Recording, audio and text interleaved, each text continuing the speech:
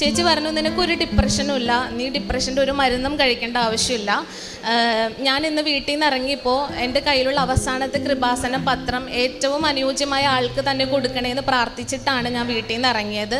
ആ ആൾ നീയാണ്. നീ ഒരു കാര്യം ചെയ്യണം, പറ്റുമെങ്കിൽ ഇന്ന് തന്നെ നിങ്ങൾ 2 പേരും കൃപാസനത്തിൽ പോകണം എന്ന് പറഞ്ഞു. പക്ഷെ അന്നേ ദിവസം ഞങ്ങൾക്ക് ഇവിടെ വരാൻ പറ്റിയില്ല. പക്ഷെ ഞങ്ങൾ അന്ന് ഒരുമിച്ചൊരു തീരുമാനം എടുത്തു, എത്രയും പെട്ടെന്ന് തന്നെ ഞങ്ങൾ കൃപാസനത്തിൽ വരുമെന്ന്.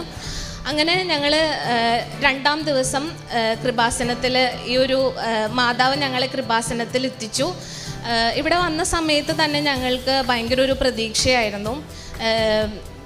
ഞങ്ങൾ ആദ്യം അച്ഛനെ കാണാനാണ് ശ്രമിച്ചത്. പക്ഷേ എല്ലാവരും പറഞ്ഞു, ഉടമ്പടി എടുക്കാതെ അച്ഛനെ കാണാൻ സാധിക്കില്ല. ഞങ്ങൾ പെട്ടെന്ന് തന്നെ ഉടമ്പടി ക്ലാസ്, അടുത്ത ക്ലാസ്സിന് തന്നെ കയറി.